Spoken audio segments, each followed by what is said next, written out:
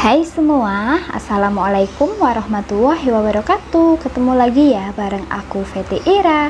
Hai teman-teman semua, apa kabar hari ini? Semoga kita semua selalu dalam keadaan sehat ya, amin. Nah, jadi kali ini aku mau share video aku lagi. Dan kali ini itu video tentang budgeting aku ya teman-teman di bulan September 2021. Nah, terus yang pertama di sini aku itu memiliki dua penghasilan, yaitu dari penghasilan suami aku dan juga ada penghasilan aku. Yang kebetulan aku belum efektif bekerja gitu ya teman-teman. Dan di sini aku juga memiliki penghasilan dari YouTube, tapi memang aku belum menerima penghasilan itu setiap bulan. Dan untuk penghasilan di YouTube itu masih tetap aja aku taruh di tabungan gitu ya teman-teman. Dan itu bakalan aku pakai kalau ada keperluan yang benar-benar darurat, yang benar-benar mendesak kayak gitu. Nah, jadi seperti biasa buat teman-teman yang ngikutin aku, kalian pasti udah tahu penghasilan suami aku itu berapa dan penghasilan aku itu berapa ya teman-teman. Jadi di sini ada penghasilan dari suami itu Rp1.800.000 dan juga ada penghasilan dari aku itu Rp500.000. Jika di total jumlahnya Rp2.300.000. Jadi dari bulan ke bulan itu pasti sama ya teman-teman. Uang yang aku gunakan itu untuk apa aja itu sebenarnya sih sama, tapi ada beberapa kebutuhan yang berbeda. Nah, terus di sini aku bagi menjadi 2 poin gitu ya teman-teman. Jadi ada kebutuhan dan juga kewajiban. Yang aku utamakan adalah kewajiban.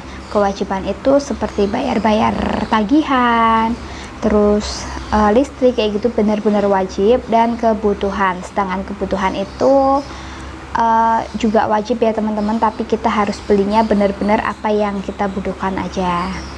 Dan yang ketiga di sini aku juga cantumin nanti kebutuhan yang tak terduga ya teman-teman. Ada kebutuhan lain-lain itu yang nggak harus terjadi setiap bulan. Jadi kalau untuk kewajiban dan juga kebutuhan ini gimana ya, pokoknya pasti gitu ya teman-teman setiap bulannya. Dan oke, langsung aja di sini udah aku bagi menjadi 2 poin. Yang pertama ada kewajiban. Kewajiban aku adalah memiliki angsuran rumah sebesar Rp850.000. Terus aku juga harus beli listrik. Listrik aku di sini memakainya token ya teman-teman. Aku budgetin Rp250.000 dalam sebulan. Kadang sisa sedikit, kadang lebih sedikit ya teman-teman. Jadi Rp250.000 aja. Terus ada SPP anak. SPP anak di sini aku totalnya Rp250.000 karena Rp150.000 untuk sekolah, Rp85.000 untuk les, dan Rp15.000 untuk PPG. Jadi totalnya Rp250.000. Di sini juga ada kuota. Untuk kuota aku dan Pak suami Rp70.000 ya teman-teman. Terus ada juga lain-lain. Jadi lain-lain di sini aku budgetin Rp60.000. Dan ini tuh untuk iuran air, sampah, dan juga kas RT.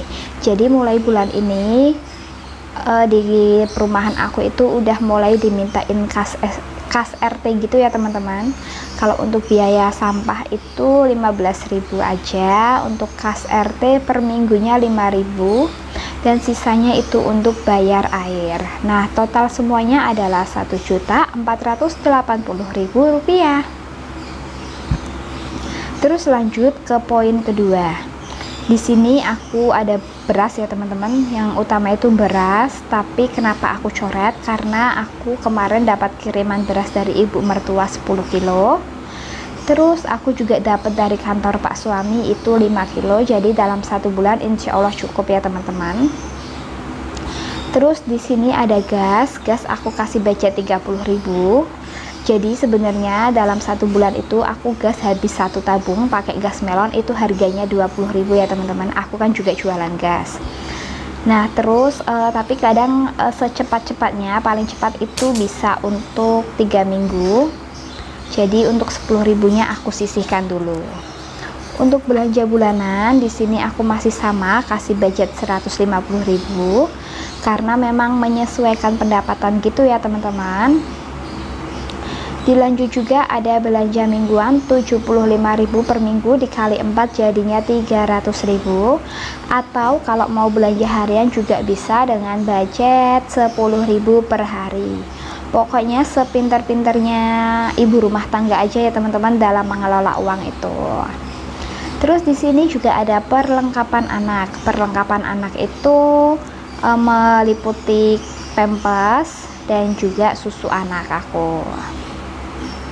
Jadi untuk budget 150.000 ini untuk beli pampers dan susu itu kan kadang masih sisa sedikit ya teman-teman, entah itu 15.000, entah itu 10.000, itu bisa untuk beli minyak kayu putih ataupun sampo anak.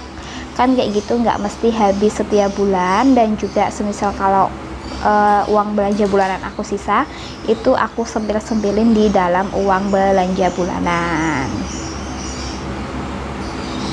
Nah terus ini poin yang ketiga, ada kebutuhan lain-lain ataupun kebutuhan tak terduga gitu ya teman-teman, yang di luar kebutuhan pokok lah ya. Jadi ini untuk kebutuhan lain di sini ada imunisasi anak. Jadi untuk anak bayi aku kan kemarin udah imunisasi BCG, dan bulan ini tuh mulai DPT gitu ya teman-teman. Di sini imunisasi aku kasih budget 35.000. Terus sekarang kan kakak Dava udah ngaji, udah les kayak gitu, jadi aku kasih uang jajan aja. Untuk uang jajan anak aku kasih budget 75.000 untuk 1 bulan. Nah biasanya kakak Dava itu jajannya itu ikut pak suami gitu ya teman-teman. Jadi dikasih uang jajan sama pak suami ataupun jajan bareng pak suami. Tapi kali ini berhubung dia kan udah kepengen jajan sendiri, aku kasih aja untuk sangu kadang 2.000.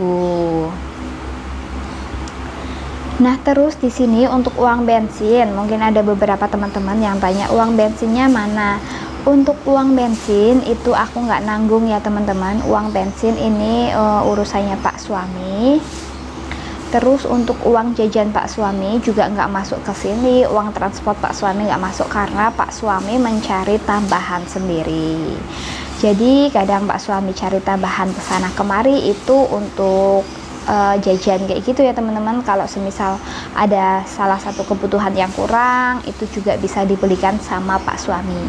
Jadi benar-benar untuk gaji pak suami itu masuk ke aku gitu, karena ATM pak suami pun aku yang megang gitu ya teman-teman. Terus dilanjut, ini untuk kewajiban, kebutuhan pokok, dan kebutuhan lain aku tambahkan jadi satu, totalnya adalah Rp2.220.000. Jadi dengan penghasilan aku yang 2.300.000 itu masih sisa uang Rp80.000 ya teman-teman. Nah untuk uang Rp80.000 ini bisa aku bagi-bagi lagi. Di sini bisa aku jadikan untuk family time, sekedar keliling kota, naik motor dengan bensin 10.000 itu cukup ya teman-teman. Dan pulangnya mampir beli es tebu itu udah enak banget. Atau bisa juga dimasukkan ke dana darurat juga, karena dana darurat itu penting banget. Semisal bulan ini kita nggak butuh uang, itu harus tetap disimpan karena untuk jaga-jaga juga. Seperti aku bulan kemarin itu kebetulan sakit, jadi harus beli obat, beli ini dan beli yang lain-lain gitu ya teman-teman. Pokoknya dana darurat itu penting.